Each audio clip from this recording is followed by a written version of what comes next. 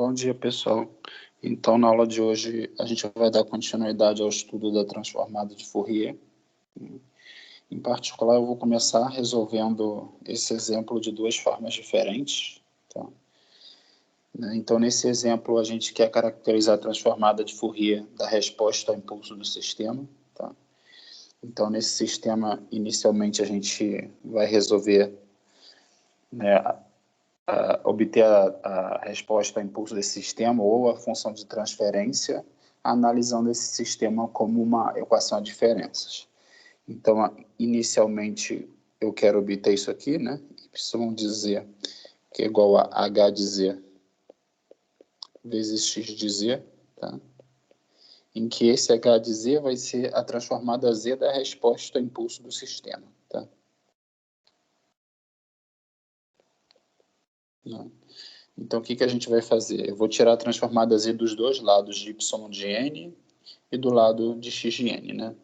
Então, é importante só analisar, né, que aquela equação 10, ela pode ser escrita na forma de uma equação a diferenças como x de n, meio y de n, né, que é igual a meio de x de n, mais meio de x de n menos 1.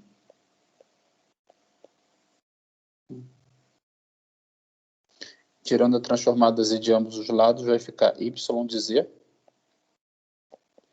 que é igual a meio de x de z, mais meio de z menos 1 vezes x de z. Esse z menos 1 aparece exatamente porque o x de n menos 1, né, ele está atrasado de uma amostra.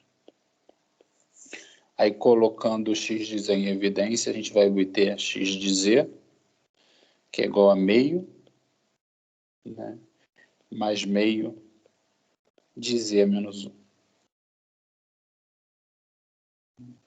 Aí eu vou obter o quê? Aí eu vou obter que esse cara aqui, né, que é esse aqui que vai ser o meu h de z. Né? Ou seja, meu h de z vai ser escrito como meio mais meio de z menos 1. Tá? Isso significa também, fazendo z igual a E de j ômega, que a transformada de Fourier da minha resposta ao impulso é o quê? H de E de j ômega, que é igual a meio, né? Simplesmente fazendo z igual a E de j ômega, meio mais meio vezes E de menos j ômega. Então, nós fizemos essa análise, né, obtendo, com o objetivo de obter inicialmente a função de transferência h de z, que é a transformada z da resposta a impulso, mas nós começamos analisando esse sistema como uma equação de diferenças. Tá? Então, nesse próximo slide, a gente vai obter a mesma resposta, a mesma função de transferência, né, a mesma transformada de Fourier da resposta a impulso, mas eu vou obter a resposta ao impulso dessa equação de diferenças, né? Então, a gente sabe que essa equação de diferenças é y de n, que é igual a meio de x de n mais meio de x de n menos 1. Né? Esse y... Aí eu tô querendo... Meu objetivo é saber o que? A resposta ao impulso. Se meu objetivo é saber a resposta ao impulso, né? Naturalmente, na minha entrada, tem que ser o quê? Eu tenho que ter o impulso, já que eu quero saber a resposta ao impulso. Então, meu h de n vai ser meio vezes delta de n mais meio de delta de n menos 1. Tá? Então, essa aqui é a minha resposta ao impulso no domínio do tempo. Né? Aí, o que eu vou fazer? Aí, eu vou tirar a transformada z dessa resposta ao impulso. A transformada z dessa resposta ao impulso vai ser quanto? Vai ser meio vezes 1, porque 1 é a transformada z do impulso unitário, mais meio vezes z menos 1, porque z menos 1 é a transformada z do impulso unitário atrasado de uma amostra. Tá? Então, meu h de z vai ficar meio mais meio de Z menos 1, que é o meu H de Z.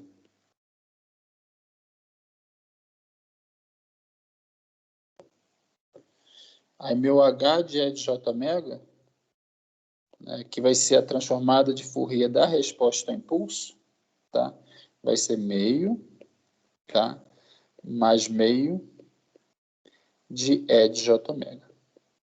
Beleza, então nós obtivemos o mesmo resultado de duas formas diferentes, tá? Isso é importante para entender o problema. Então essa aqui foi a nossa resposta ao impulso. Aí agora eu quero ter, só que vendo essa,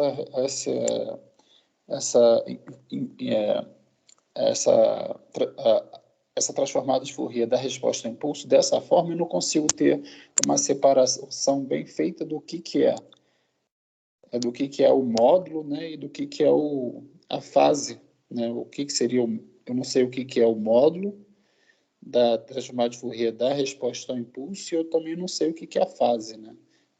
Idealmente eu gostaria de ter alguma coisa desse tipo aqui, em que aqui é a informação da fase, tá? E aqui eu tenho informação do módulo desse número complexo, tá? Então, o que eu posso fazer para obter essa... Que manipulações eu posso fazer em H de E de J omega para obter uma expressão dessa forma? Então, eu posso fazer o seguinte, ó. Eu posso colocar E de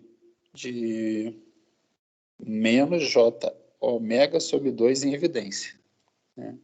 Aí, o que eu vou obter? Aí, como vai ficar aqui dentro? Aqui dentro do colchete vai ficar o 2, tá? No denominador, é J ômega sobre 2 mais E de menos J ômega sobre 2, tá?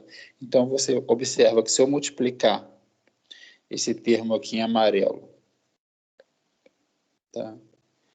Pelo que está dentro do colchete, esse termo aqui vai se tornar 1, tá? E esse termo aqui vai voltar a ser exatamente o quê? Vai voltar a ser exatamente E de J ômega. Então, você vê que está tudo certinho.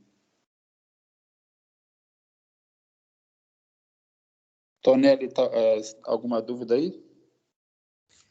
Não, você já estava explicando, você só mostrou essas duas maneiras de resolver, né? Isso.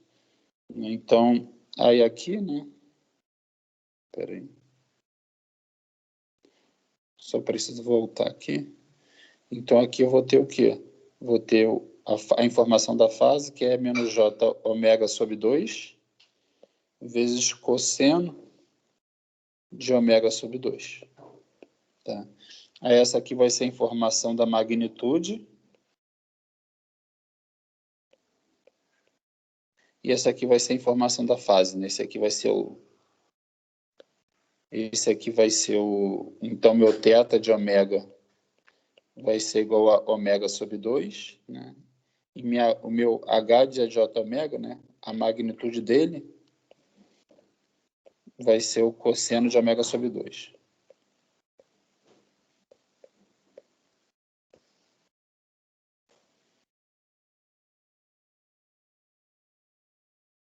Exatamente o que eu obtive aqui na última aula, tá vendo? Então, aí como a gente fez também na última aula, se eu plotar essa informação do cosseno de ômega sobre 2, né, eu vou obter o quê? Nesse ponto aqui para ômega igual a π, eu vou ter o quê? Cosseno de π sobre 2, que é exatamente igual a zero. E para ômega igual a zero, eu vou obter o quê? Vou ficar cosseno de 0 sobre 2, que é zero, que é igual a 1, tá? Então, você vê que toda a informação da magnitude está contida naquele cosseno de ômega sobre 2. Aí eu vou ter um filtro passa-baixas, né, que só está passando as baixas frequências. E a informação da fase, tá vendo? Está exatamente contínua nesse ômega sobre 2, tá vendo? Então, você vê que para... Ó, você vê que tá certinho, né? Ó, quando eu escolho meu ômega igual a π sobre 2, né? Como minha fase é o quê? A minha fase é o ômega sobre 2, tá vendo? É o menos ômega sobre 2, tá vendo? Aqui, ó. Então, minha fase vai ser o quê? se minha fase em função de ômega é menos ômega sobre 2, quando eu tenho ômega igual a π sobre 2, eu vou ter a minha informação da fase igual a menos π sobre 4. Por outro lado, quando eu tenho ômega igual a π, eu vou ter a informação da fase igual a menos π sobre 2. Beleza, Tonelli? Beleza. Beleza. Alguma dúvida até aqui? Até então, não. Beleza. Então a gente... É só a continuação de ontem, né? Isso, até agora é só a continuação de ontem, né? Essa aqui que já é um pouquinho mais novo, né? Então eu tenho aqui eu vou apresentar a transformada de Fourier direta e a transformada de Fourier inversa, né? A transformada de Fourier direta você já sabe, que é essa primeira equação aqui, né? Em que o x de E j ômega é simplesmente somatório, né? De x de n vezes E elevado a menos j ômega n. Só que eu também consigo partir do x de E j ômega e obter o x de n, ou seja, a transformada de Fourier inversa. Tá vendo?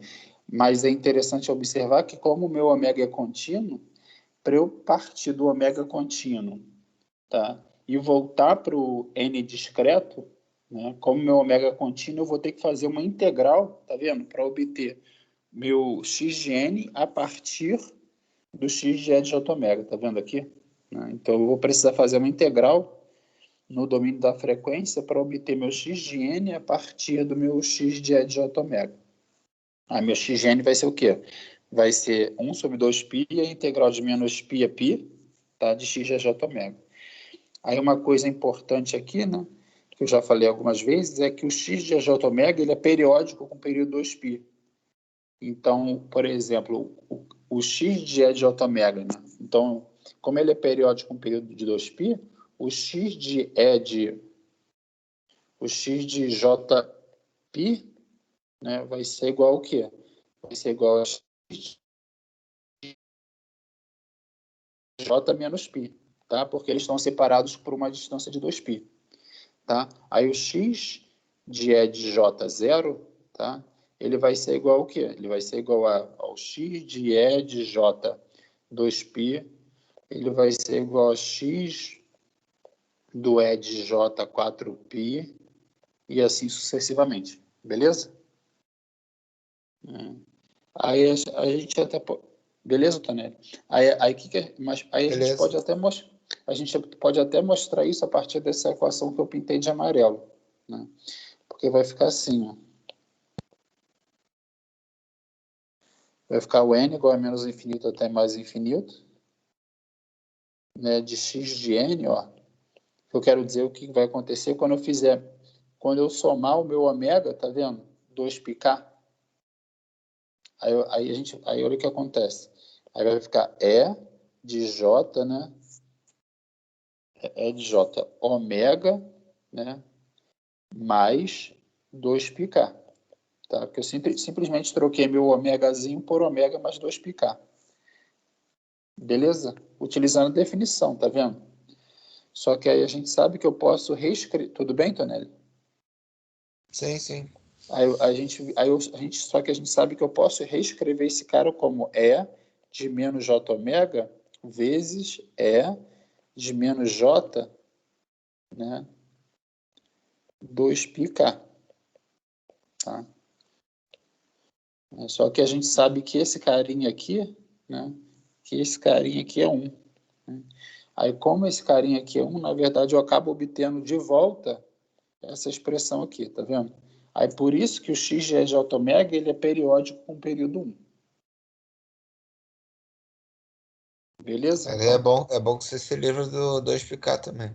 Isso, por que isso é importante?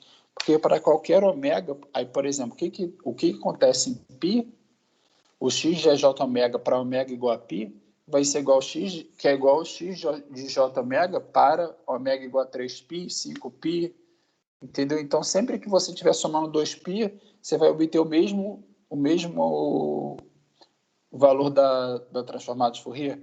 Então, por isso que em alguns casos não, em todos os casos, você só vai representar a transformada de Fourier de menos π a π, ou de 0 a 2π, porque qualquer coisa além disso é simplesmente repetição do espectro, entendeu? Entendi. Entendeu? E, na verdade, a gente vai mostrar na aula de hoje que se o x de n for real, né, na verdade, da resposta em frequência, o módulo, né, não a fase, o módulo é uma função par, tá? Então, de certa forma, o que estiver acontecendo também entre 0 e π vai ser a mesma coisa que vai acontecer entre 0 e menos π. Ou seja, o que estiver acontecendo de 0 a π vai ser tipo espelhado do que vai acontecer entre π e 2π. Então, se o x de n for real e você estiver interessado em analisar a magnitude da transformada de Fourier, você só vai precisar visualizar, né, analisar o sinal de 0 a π. Entendeu? Entendi. Beleza. Aí isso pode, em alguns casos, facilitar a complexidade, o cálculo, né, da convolução no domínio da frequência. Aí a gente vai ver isso depois. Então nesse slide eu mostrei para você a transformada de Fourier inversa, e nesse slide também eu mostrei, né, a periodicidade da transformada de Fourier, né, que possui período 2π. Aí é interessante que agora a gente já sabe calcular a transformada de Fourier inversa, então, a princípio, um filtro que a gente gostaria de conseguir achar os coeficientes, ou seja, projetar, seria esse filtro aqui, ó, que é o filtro passa-baixas ideal, né? Então, ele é um filtro dessa forma aqui, ó. Então, aqui você tem ômega, né? Então, você só vai analisar do que está acontecendo de π a menos π. Aí, qual vai ser a característica desse filtro, né? Um filtro passa-baixo ideal, tá vendo? Ele é um filtro passa-baixo ideal quando ele possui o valor 1, tá? Quando o módulo de ômega estiver entre menos ômega c, tá? Quando o ômega estiver entre menos ômega c e ômega c, tá? Então, ele possui valor 1 entre menos ômega c e mais ômega c, tá? E ele vai possuir o valor 0 entre ômega c e π, e entre menos π e menos ômega c. Beleza?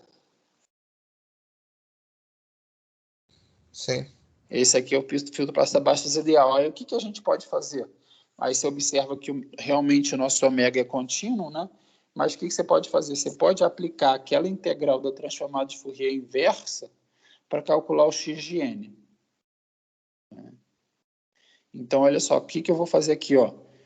Aí eu vou usar exatamente essa equação que eu pintei de verde, tá vendo? Então, aqui vai ficar, ó, 1 sobre 2π, de menos π a π, dessa resposta desejada do filtro passa-baixas ideal, vezes E de J ômega N. Tá? Então, vamos substituir aqui, né? Aí eu vou substituir, né, na definição da transformada de Fourier inversa, né, a expressão para esse filtro passa-baixas ideal. Então, se eu fosse substituir, né, aí ficaria assim, né, ficaria 1 sobre 2π, a integral de menos π a π desse HLP E de J ômega vezes E de J ômega N vezes D de ômega, tá? Aí você observa aqui na equação 20, né, nessa equação aqui, eu fiz exatamente isso, tá vendo? 1 sobre 2π, só que eu substituí os limites da integração por menos ômega c até ômega c. Por que eu fiz essa substituição? Porque eu sei que entre menos π e menos ômega c é zero, tá? E entre ômega c e π também é zero. Então, eu posso focar os limites da minha integral entre menos ômega c e ômega c. Beleza, Tonelli? Sim, só usa a definição. Então, e aí aqui, tá vendo? Aí, a princípio, aqui também deveria aparecer, né? Só deixa eu ver aqui. Tem que pegar, estou tentando pegar a ferramentinha aqui. Então, a princípio, aqui deveria aparecer também tá vendo esse HLP aqui? Só que esse HLP, né, o valor da transformada de Fourier nesse intervalo entre menos ômega C e ômega C, ele possui o quê? Ele possui valor 1, tá? Então, na verdade, tem um umzinho aqui, tá? Então, o que a gente tem que fazer agora? Agora a gente tem que fazer essa integral, tá? De menos ômega C até ômega C de E de J ômega N D de ômega, tá? Aí, qual é a primitiva, né? Ou seja, qual vai ser a função que, se eu tirar a derivada, eu vou obter esse E de J ômega N, tá? Aí eu mostrei aqui, ó. Aqui embaixo, tá? Nessa parte em amarelo, tá? Aí que eu mostrei, ó. Se eu tirar a derivada em relação ao ômega da função 1 sobre Jn vezes E de J ômega N, se eu fizer calcular essa derivada em relação ao ômega, eu vou obter o quê? Eu vou, 1 sobre Jn é uma constante, tá? Aí vai ficar Jn, né, resultante da derivada da exponencial, vezes E J ômega N. Aí o Jn cancela com Jn, então eu vou obter exatamente o quê? E de Jn. Então, isso significa, quando eu for fazer essa integral aqui, tá? Que a primitiva de E de J ômega N vai ser igual ao quê? Vai ser igual a 1 sobre Jn, tá vendo? Que é exatamente esse cara aqui. Vai ser igual a 1 sobre Jn, então vai ficar 1 sobre 2πJn, né? De E J ômega N, no intervalo entre menos ômega C e ômega C. Tá? Tudo tranquilo, Tonelli? Sim, tô conseguindo acompanhar. Beleza.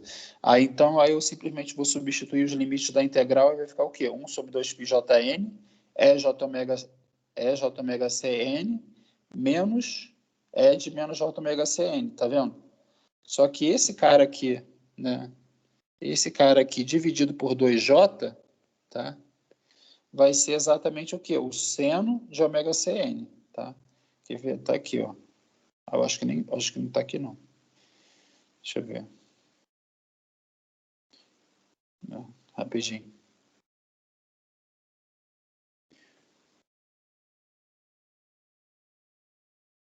Né, aqui, ó. Né, tá vendo? O seno de ômega, né, para qualquer ômega vai ser o quê? E de J ômega menos E de menos J ômega dividido por 2J, tá vendo? Aí esse cara aqui é exatamente isso, ó, vai ficar E J ômega Cn menos E de menos J ômega Cn dividido por 2J. Então eu vou obter o quê? Esse 2J aqui vai ser utilizado para obter o seno de ômega Cn dividido por πn. Tá? Só que para n, né, variando de menos infinito a mais infinito. Então, essa expressão 21 aqui, ela vai dar para a gente exatamente a sequência no domínio do tempo que corresponde ao filtro passa-baixas ideal. Tá? O problema é que esse filtro passa-baixas ideal ele vai se estender de menos infinito a mais infinito, então ele vai precisar de infinitas amostras, e além disso ele é anticausal, ou seja, a resposta ao impulso dele, né, mesmo o impulso excitando esse sistema para n igual a zero, você vai ter amostras que vão ser diferentes de zero desde menos infinito. Né? Então, por isso que ele não é um filtro causal. Né? Aí, se eu plotar essa função seno de ômega Cn dividido por πn, eu vou obter exatamente essa função. O que essa função aí mostra para a gente? Primeiro, né, como no numerador tem o seno, e o seno está sempre entre menos 1 e mais 1. Né? Aí o que é interessante observar é que no numerador esse n pode ir aumentando para mais infinito. Né? Então essa sequência ela vai tender a zero, tá? Para n tendendo para mais ou menos infinito.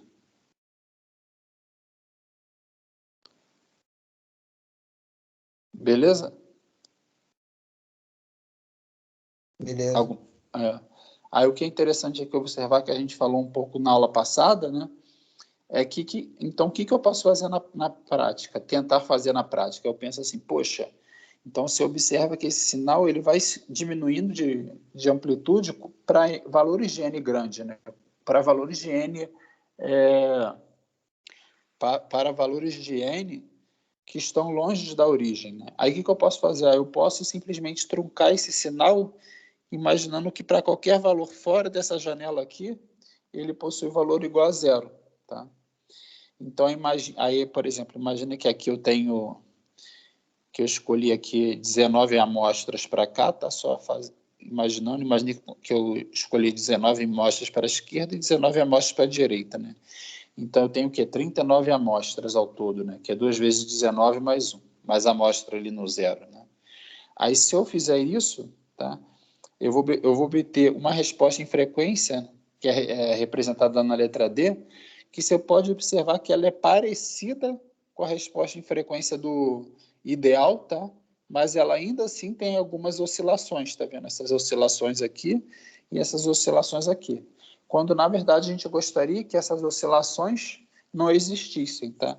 E eu também gostaria que essa transição aqui, ó, da banda passante, que essa banda aqui, passante aqui, para a banda de rejeição fosse o quê? Fosse imediata, mas você vê que existe uma pequena banda de transição, tá? Nem se aumentasse mais o número de amostras? Se você aumentar o número, o que é interessante aqui é que se você aumentar o número de amostras, você vai conseguindo melhorar essa banda, o achatamento dessa banda passante, da banda de rejeição, tá? Mas um fenômeno Gibbs que é bem estudado é que exatamente essa pontinha aqui, tá vendo? Tá vendo essa pontinha que eu pintei de azul? Exatamente Sim. esse carinha aqui, né, que é exatamente essa distânciazinha aqui, por mais que você aumente o número de amostras, você sempre vai ter esse overshootzinho, sabe, esse picozinho aí, por mais que você aumente o número de amostras. Então, aí existem alguns filtros, né, que a gente vai ver que é filtros por janelamento, né, que esse filtro foi truncado mais ou menos dessa forma, você concorda? É como se eu tivesse multiplicado essa resposta a impulso aqui por uma janela assim, né, que possui valor 1 aqui, né, e possui valor 0 aqui, não é? Praticamente isso. Sim. Aí vai ter alguns filtros, né? Alguns pesquisadores estudaram assim, pô, mas será que não é melhor multiplicar essa resposta ideal do filtro passa-baixas por uma janela diferente, né? Aí alguns pesquisadores viram que ao invés de multiplicar simplesmente por uma janela dessa forma, é melhor multiplicar, por exemplo, uma janela mais suave dessa forma, entendeu? Que aí, de certa forma, com o objetivo de eliminar esse efeito aqui do fenômeno Gibbs, né? Então, você vê quando a gente utiliza aqui, na verdade, 7 amostras, né?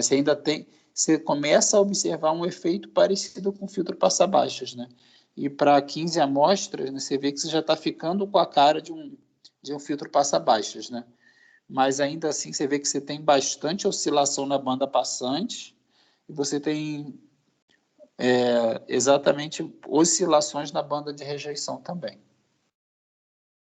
Mas você vê que, né, a partir da frequência ômega C, né, você obtém exatamente esse decaimento do filtro. Beleza? Beleza. Beleza. Então vamos lá. Isso é interessante, né? Imagina, então a gente já estudou o filtro passa-baixas ideal, né? Aí o filtro passa-altas ideal seria assim, né? Seria um pouco parecido com o que a gente viu ali em cima, né? Só que aí o filtro passa-altas ideal é assim, né? Você tem um filtro entre menos π e π, né?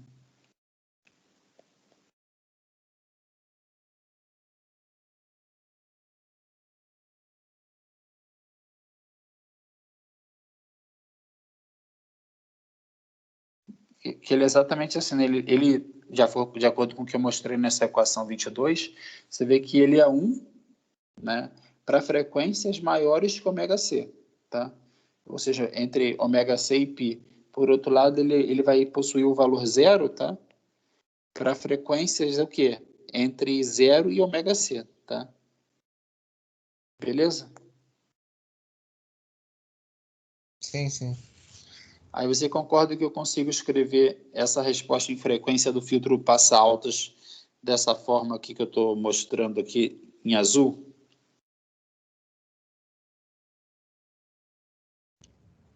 Não, peraí, por que menos um? Seria só botar negativo? É porque aí você vê, né, que esse aqui é o filtro passa-baixas, tá vendo, ó? Né?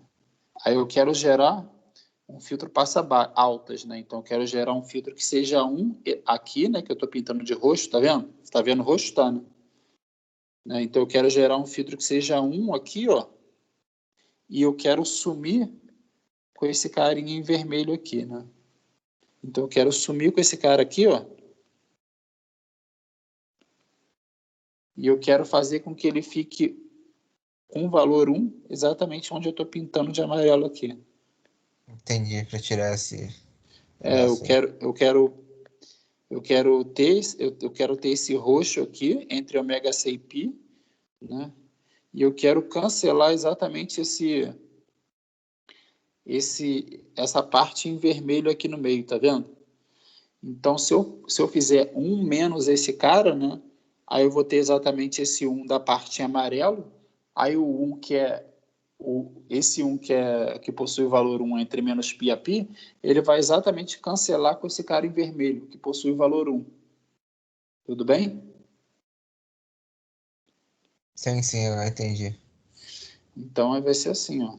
Então, eu consigo escrever minha resposta em alta frequência dessa forma, ó, que vai ser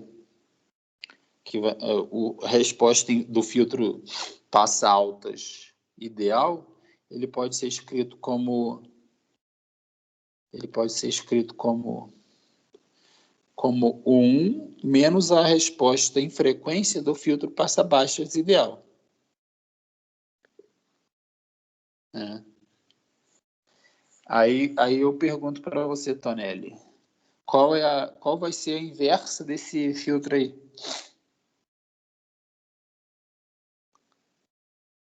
Qual vai ser Como, o A, qual como vai ser assim? o, no domínio do tempo, qual vai ser o H de P, N?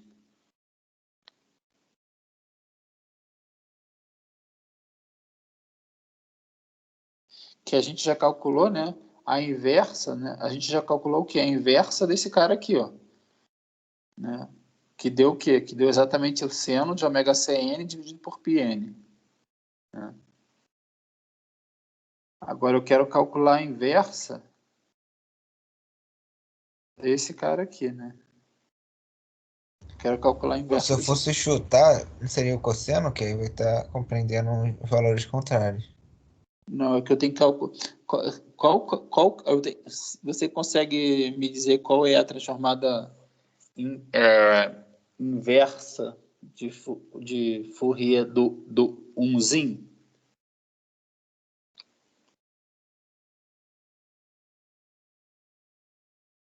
É o impulso.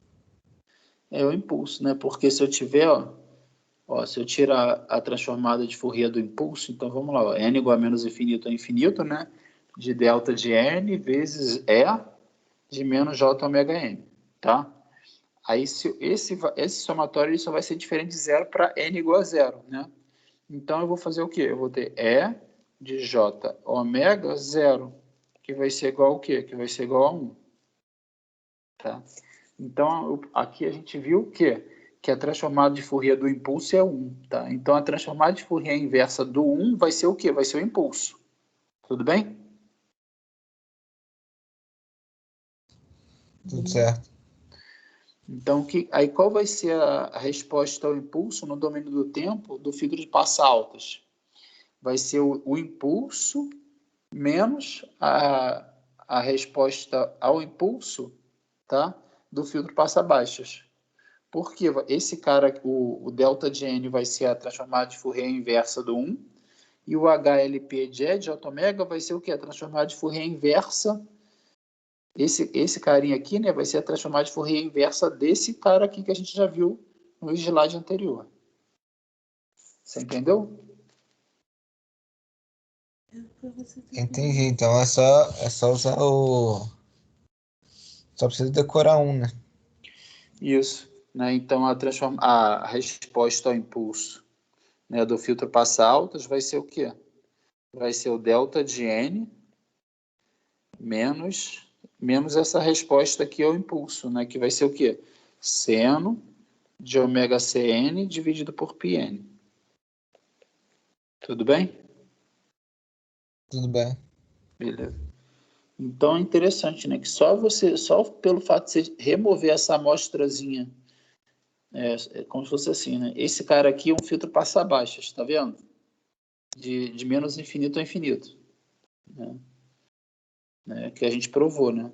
Mas é interessante que se você trocar o sinal dele, né, de todo mundo, né, e remover o primeiro carinha aqui, ó, digamos para n igual a zero, né, ele se torna o quê? Um filtro passa-altas, né? Que é exatamente isso, ó. O filtro passa-altas é um impulso menos todos os valores de um filtro passa-baixas. Beleza? Beleza. Beleza. Então, agora a gente vai falar novamente, vai ser útil para a gente saber alguns pré-requisitos, né? E esses pré-requisitos são, que você já viu várias vezes, né? Esse primeiro pré-requisito é quando você tem uma série finita, né, de um número complexo z, né? Que vai ser o quê? Que vai ser z elevado a 0, mais z elevado a 1, mais z elevado a 2, mais z elevado a 3, até mais z elevado a nzão, tá? Aí a gente já provou, tá? Lá no início do curso, que eu consigo escrever esse cara aqui, né? Quando z é diferente de 1, tá? Eu consigo escrever esse cara aqui como 1 menos z elevado a n mais 1, dividido por 1 menos z, tá? Aí, se eu estiver interessado, e em particular vai ser interessante para a gente saber, né, manipular um pouco mais para saber como vai ser essa expressão quando o nosso valor específico do z for o quê? For E de menos j ômega. Tá? Então, nosso somatório do z elevado a n vai ser igual ao quê? Vai ser igual a 1 menos... Aí eu simplesmente vou substituir meu z por E de menos j ômega, tá? Então vai ser igual ao quê? 1 menos E de menos j ômega, n mais 1, dividido por 1 menos E de menos j ômega. Beleza? Beleza. Beleza. Por que isso é importante? Porque em algum momento, né? Imagina que você tem essa sequência aqui, tá? Que é exatamente o que eu botei nesse slide, tá vendo? Então, se eu tiver uma sequência desse tipo, tá? 1 mais E de menos j ômega, ou seja, eu fiz Z igual a E de menos j ômega, tá? Né?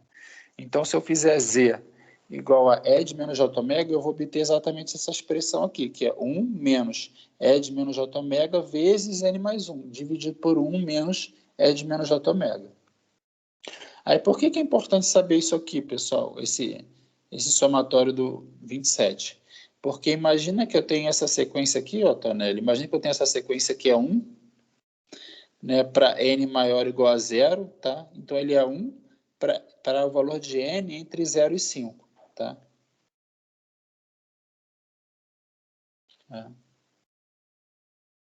Aí, se eu estiver interessado em calcular a transformada de Fourier dessa sequência, eu vou obter o quê? X de E de j ômega, que é igual ao somatório de n igual a menos infinito até infinito, né? Só que, na verdade, ele só é diferente de zero, né? Para o quê? Para entre 0 e 5, né?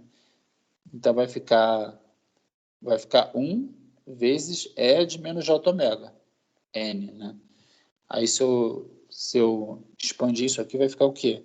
Vai ficar 1 mais E de menos j ômega 1, né?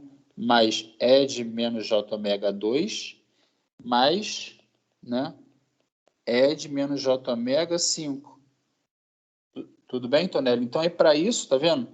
Para poder calcular a transformada de Fourier desse sinal, que é igual a 1 para somente n entre 0 e 5, é que a gente está analisando esse pré-requisito, tá? Né? Por quê? Especificamente para esse sinal que é diferente de 0 e possui valor 1 somente entre 0 e 5, né, eu vou obter o quê? Substituindo o nzão por 5. Né? Tá vendo? Que é exatamente esse carinha que eu estou querendo calcular, é exatamente esse carinha quando o nzão for igual a 5. Então vai ficar o quê? 1 menos E de menos j ômega 6, tá? Porque é n mais 1, 1 menos de E de menos J ômega. Entendeu aqui, Tonelli? Quer que eu explique alguma coisa de novo? Entendeu tudo que eu falei aqui? Não entendi a definição. Aí esse cálculo aqui que eu calculei o x de J ômega, você entendeu? Sim. Né? Então eu obtive, né, simplesmente né, o que a gente viu aqui, né? Eu mostrei que em um caso específico, meu x de n é um sinal que é 1, somente para quando o meu n assume valores entre 0 e 5, tá? Fora dessa janelinha de 0 a 5, ele possui valor 0, o meu x de n, né? Aí, tirando a transformada de Fourier desse x de n, eu vou ter o quê? Eu vou ter o x de n sempre vai ser 1 entre 0 e 5. Então, vai ficar 1 vezes E de menos J ômega n. Tá? Que vai ficar 1 mais E de menos J ômega mais E de menos J ômega 2, né, até mais de E de menos J ômega 5. Que é exatamente essa, né, essa expressão mostrada na equação 27. Tá? Aí, usando essa manipulação aqui que a gente já sabe para a equação 28, eu vou obter exatamente isso aqui, ó. Essa transformada de Fourier quando a n for igual a 5, tá? Que é exatamente isso aqui, tá? Tá vendo nesse exemplo aqui, ó? Exemplo 2.18 do livro, né? Ele pediu exatamente a transformada de Fourier desse sinal que eu indiquei para você antes. Ou seja, quando o meu n for igual a 5 e ele assume valor 1 somente entre 0 e 5, né? Então, aí eu obtenho exatamente essa equação 29 aqui, né? Aí, novamente, com o objetivo de separar, né, o conteúdo da magnitude do conteúdo da fase, né? Ele vai fazer o seguinte, ele vai fazer uma macete aqui que é bem comum. Ele vai botar em evidência no numerador E de menos J ômega 3, tá? Olha só, ele vai botar em evidência no numerador E de menos J ômega 3. Para quê, pessoal? Para que apareça aqui no numerador, né, uma expressão que é característica do seno, tá vendo? Aí se eu coloco em evidência E menos J ômega 3, no numerador vou ter o quê? E de J ômega 3 menos E de menos J ômega 3. Entendeu o que eu fiz aqui no numerador, Tonelli? Sim. Né? Aí no denominador eu vou fazer a mesma coisa, tá? Aí, ou seja, no numerador eu vou ficar com seno de 3 ômega e no denominador eu vou ficar com seno de ômega sobre 2. Tá? Né? Então, aqui nesse sinal, né? Nesse sinal aqui, esse aqui vai ser o conteúdo da minha magnitude, tá? E esse aqui vai ser o conteúdo da fase, tá? Aproximadamente, né? Tipo assim, o que eu digo aproximadamente é que não está totalmente separado, porque esses senos aqui poderão obter sinal positivo e negativo, mas tirando isso, esse aqui é o sinal, esse aqui é o conteúdo da magnitude, tá? E esse aqui vai ser o conteúdo da fase. Aí se eu plotar esse sinal aqui, seno de 3 ômega, para vários valores de ômega, desculpa, se eu plotar esse carinha aqui, né? Seno de 3 ômega dividido por seno de ômega sobre 2 para diferentes valores de ômega, eu vou obter esse sinal aqui, ó. Essa resposta de frequência e magnitude aqui, tá? Beleza? Então você vê que esse sinal também é um sinal que passa baixas, está vendo? Que ele vai diminuindo, ele possui o valor 6, na verdade, aqui, tá? Para ômega igual a zero, mas para ômega igual a π, ele vai assumir o valor o quê? Vai assumir o valor zero. Então, à medida que você aumenta o valor da frequência, né, ele vai, de certa forma, diminuindo de valores. Né? Aí, por exemplo, Tonelli, imagina que meu x de n, nesse caso aqui, tá? Que eu convoluo o meu sinal x de n, que é, por exemplo, um cosseno de π sobre 3, que eu convoluo meu x de n com esse sinal aqui, tá? Opa, eu vou convoluir, imagina que eu tenho, vou chamar de B de n, então.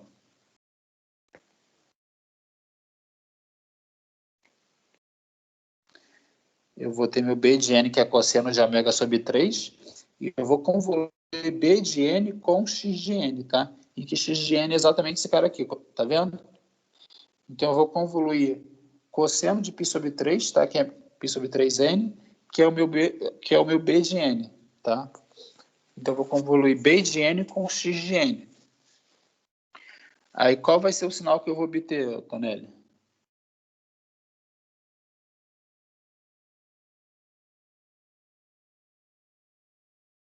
Como assim? Qual o sinal?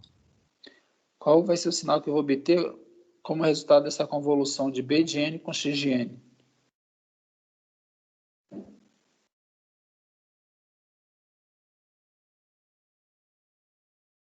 Vai ser a soma dos dois.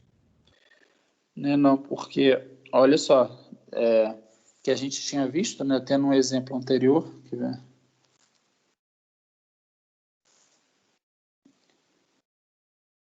Tá até aqui, né? Porque, cosseno de π sobre 3 é o quê?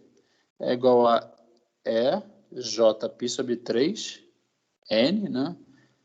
Mais, aí aqui dividir por 2, né? Mais menos J π sobre 3, N dividido por 2. Tudo bem?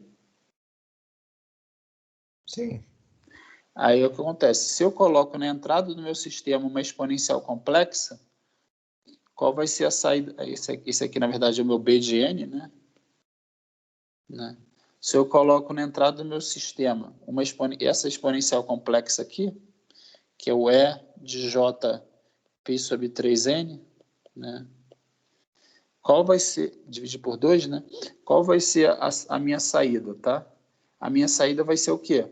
Vai ser a transformada, e se eu convoluir B de N com X de N. Então, a minha saída vai ser essa exponencial complexa vezes a transformada de Fourier de X de N para a frequência π sobre 3, olha. Então, vai ficar EJ π sobre 3, tá?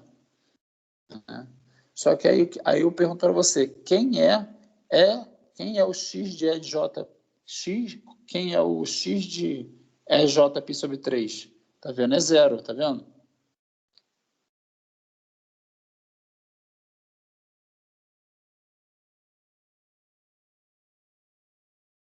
Tá certo. Entendeu?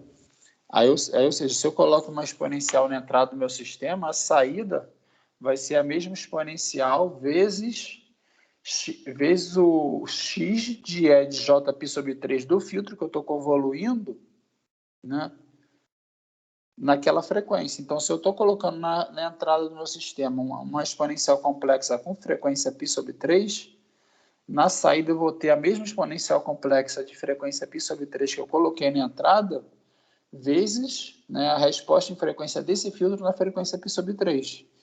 Então, vai ficar o quê? Na saída vai ficar,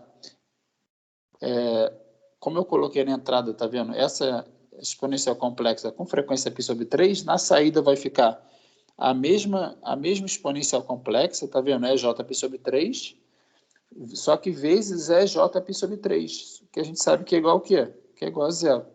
Então, como esse cara aqui é igual a zero, na saída, né, meu y de n vai ser igual ao quê? Vai ser igual a zero. Tá? Aí existe também essa frequência aqui com frequência E menos π sobre 3. Então, se eu coloco na entrada uma exponencial complexa com frequência menos π sobre 3, n, né? E na saída eu vou ter essa mesma exponencial complexa, só que vezes o quê? X de E de menos J π sobre 3. Só que para a frequência π sobre 3, está vendo? Esse menos π sobre 3, esse x de E de J ômega também é igual a zero. Tá? Então, esse cara aqui também vai ser igual a zero. Aí, na saída, eu vou ter o quê? Igual a zero também. Então, meu y de n, quando eu convoluo uma exponencial, quando eu convoluo um cosseno de frequência π sobre 3 com esse sinal aqui, né? Com esse x de n, na saída eu vou ter o quê? Vou ter o sinal igual a zero. Por quê? Tá vendo? Porque o x de E de J ômega para ômega π sobre 3 é igual a zero. Entendeu, Tonelli? Entendi, professor. E a mesma coisa aqui, por exemplo, imagina que essa letra A aqui, tá vendo? Vamos ver se você entendeu mesmo, Tonelli. Qual vai ser a saída quando eu convoluo meu A de N, esse A de N aqui com X de N?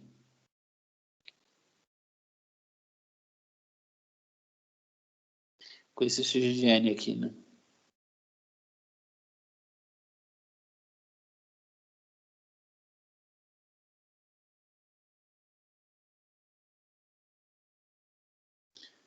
Tô pensando aqui. Acho que não consigo fazer, não, professor.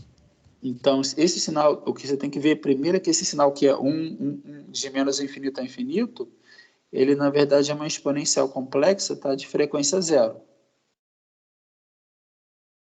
Tá vendo? Porque o E de J0N, ele vai ser igual ao quê?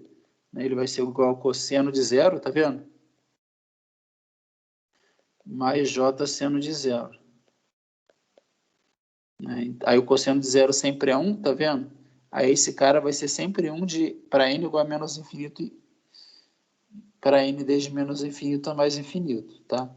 Então, quando eu convoluo esse A de n com meu X de n, qual vai ser meu Y de n? Meu Y de n vai ser a mesma exponencial que eu coloquei na entrada, né, que é o EJ0N, vezes o quê? Vezes o X de E de J na frequência zero. Só que o X de E de J na frequência zero é o quê? É 6, tá? Aí vai ficar o quê? Esse sinal vai ficar EJ0N vezes 6.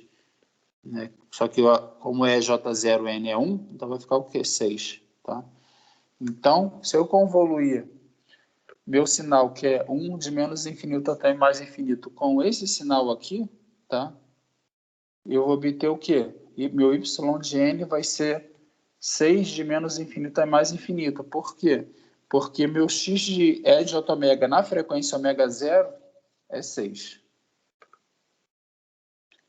Entendeu, Tonelli? Entendi, professor.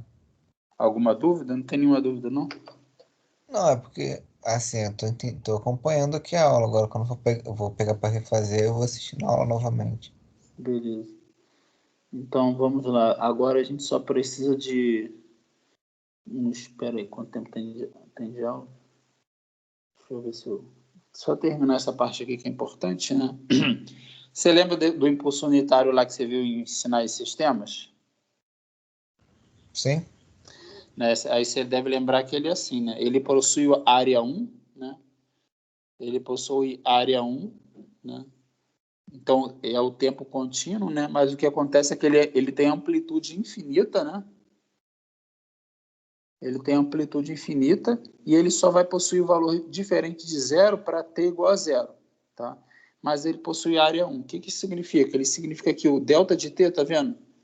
Para o t contínuo é igual a zero para qualquer valor de t diferente de zero, tá? Só que ele tem área 1. O que significa ele ter área 1? Significa que a integral dele é de menos infinito a mais infinito, né? A integral dele, né, ou seja, a área embaixo da curva, né, vai ser igual a 1, ou seja, a integral de menos infinito até mais infinito de delta de t vezes dt é igual a 1. Tá? Beleza? Essa aqui que é a definição do impulso unitário. Tudo bem? Sim. Sim. Né? Aí agora a gente vai precisar de uma expressão, tá? Que no caso discreto, como sempre, né, no caso discreto é mais tranquilo. Imagina aqui, que eu estou pintando aqui de amarelo, tá? No caso discreto, que é o seguinte, imagina que eu faço, ó, essa aqui se chama propriedade da filtragem, né? Imagina que eu faço, vê se você entende isso aqui, tá? Que eu vou pintar de azul, tá? Vê se isso faz sentido, ó. Se eu fizer o somatório de x de n, tá? Vezes um impulso atrasado de A amostras, tá? Isso aqui vai ser igual ao x de A, tá? Para entender isso, né, você tem que tentar entender o quê? Que esse impulso atrasado de A amostras, tá? Que é exatamente esse carinha aqui, ó. Ele só vai ser diferente de zero quando o nzinho for igual a A, correto?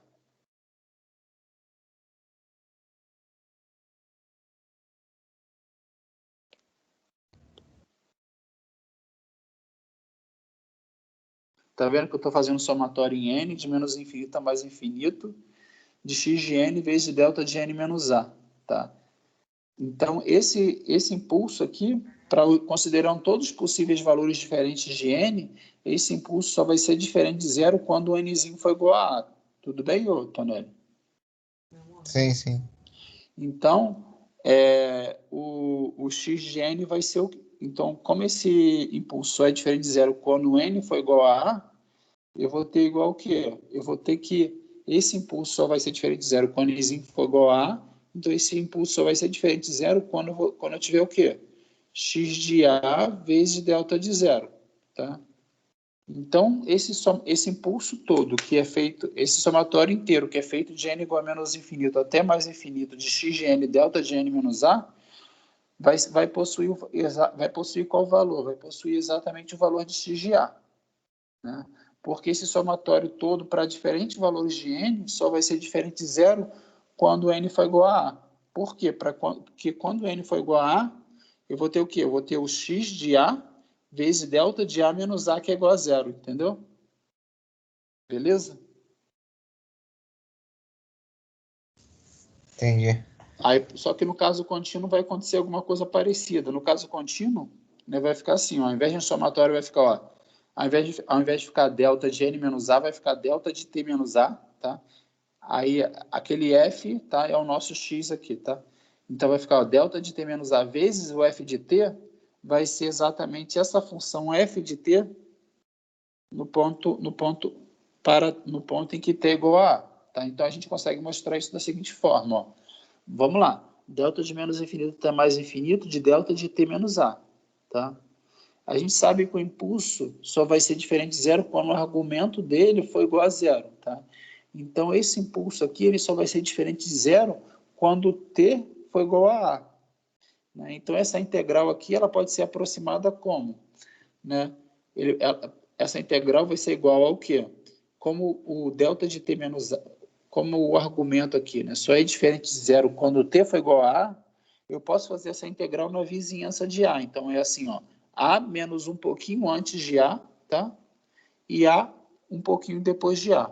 Porque essa integral, o termo dessa integral, né, dentro da integral, vai ser igual a zero quando t for igual a A, tá? Então, eu vou fazer um pouquinho antes de epsilon antes de A, né, e epsilon depois de A. Tá? Então, nessa vizinhança, eu consigo, como os termos dessa integral estão muito próximos de A, eu consigo jogar esse f de t para fora do somatório, tá vendo? Por quê? Porque aproximadamente esse f de t vai assumir o valor que é o f de A. Tá? Aí dentro do somatório eu vou ficar com o quê? Eu vou ficar com a integral de A menos epsilon até A mais epsilon, tá? Do delta de t menos A, que a gente sabe que a integral do impulso vai ser sempre 1, tá? Então aqui eu provei para vocês que a integral de menos infinito a infinito de delta de t menos A vezes f de t dt vai ser igual ao quê? Vai ser igual a f de A. Posso continuar, Tonelli? Sim. Né? Aí por que eu estou fazendo isso, né? Eu estou fazendo isso pelo seguinte, que se eu perguntar para você qual é a transformada de Fourier do x de n, que é j omega n, né, aí vai ficar esquisito, porque olha só, como você calcula isso? Aí ficaria assim, ó, é j omega n vezes, né, bota aqui, por uma frequência ômega zero, tá? Então, se eu tenho uma frequência ômega zero, é menos j omega n, tá? Então, esse aqui é meu x de n, tá? Eu só substituir. Né? Aí olha só que esquisito, vai ficar E de J, né, vou botar aqui menos J, tem um somatório que eu esqueci de colocar. Então vai ficar o somatório, né, de n igual a menos infinito até mais infinito, de E de J ômega, E de menos J ômega, opa, rapidinho, E de menos ômega zero, tá? N. Então, para calcular essa transformada de Fourier, você teria que ser capaz de calcular, né, qual a transformada de Fourier da exponencial complexa, ou seja, você teria que ser capaz de me dizer qual o valor desse somatório, né, de E de menos J, ômega menos ômega zero N. Tá? e eu não consigo te dizer qual o valor desse somatório, né? Mas para fazer esse cálculo, a gente vai começar, para obter a transformada de Fourier da exponencial complexa, a gente vai começar do domínio da frequência, tá? Então, vou mudar o problema. Vou fazer a seguinte pergunta para você. Qual a transformada de Fourier inversa do impulso que está centrado, né, que está localizado na frequência ômega zero, tá vendo? Então, aqui eu tenho um impulso no domínio da frequência que está centrado na frequência ômega zero. Tá vendo?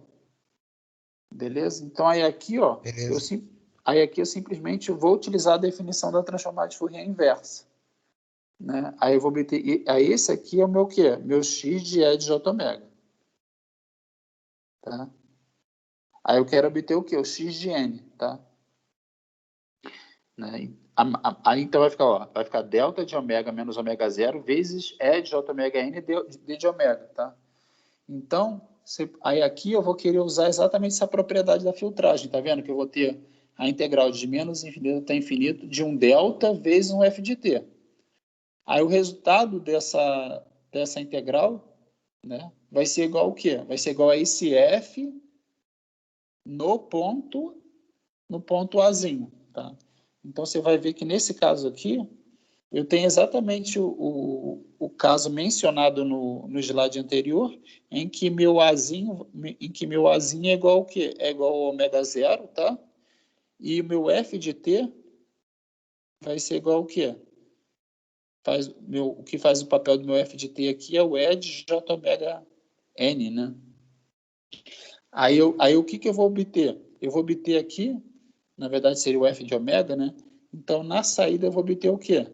Eu vou obter exatamente 1 sobre 2π que está lá fora, e o f de ômega avaliado em ômega zero. Tá aqui exatamente isso aqui, ó. O f de ômega avaliado para ômega igual a A. Tá? Aí vai ficar f de ômega zero. Tá? Aí quem é meu f? Meu f é de j ômega n. Então vai ficar E de j ômega zero n, tá vendo? Então o que eu mostrei aqui? Aqui eu mostrei que a transformada de Fourier inversa do impulso, né, deslocado de ômega zero, vai ser o quê? Vai ser, no domínio do tempo, vai ser uma frequência, vai ser uma exponencial complexa de frequência ômega zero, tá? Dividido por 1 sobre 2π. Aí o que isso significa? Isso significa que se eu tirar a transformada de Fourier de 2π, tá? Isso significa que se eu tirar a transformada de Fourier, de E de j ômega zero n, né, eu vou obter o quê? Eu vou obter 2π, né, vezes delta de ômega menos ômega zero, tá? Por que eu posso dizer isso? Porque eu calculei, né, ali em cima, tá, que a transformada de Fourier inversa do delta de ômega menos ômega zero é o quê? É 1 sobre 2π de E de j ômega zero n. Então, isso significa que a transformada de Fourier de E de j ômega zero n é igual a 2π de delta de ômega menos ômega zero. Entendeu o que eu fiz aqui, Tonelli?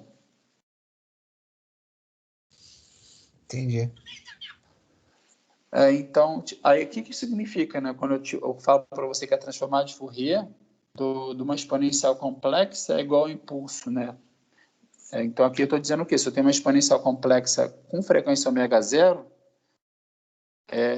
isso significa que a transformada de Fourier, se eu for desenhar essa transformada de Fourier, né? Essa transformada de Fourier, ela está aqui, ó. É o impulso centrado em ômega zero, né? O que isso quer dizer? Que uma exponencial complexa, toda a frequência dela está concentrada em ômega zero, tá? Por outro lado, se eu tivesse um cosseno, eu também teria o quê? Eu também teria a exponencial complexa que é em menos ômega zero, né? Aí eu teria dois impulsos, né? Um em mais ômega zero e outro em menos ômega zero. Beleza, Tonelli? Alguma dúvida, sugestão, comentário? Não, por enquanto deu para acompanhar. Então tá tranquilo. Então, terça que vem a gente está de volta aí. Boa semana, Tonelli. Valeu, obrigado. Valeu, professor. Valeu, Tonelli. Boa semana. Tchau, Valeu. tchau. Bom dia. Bom dia.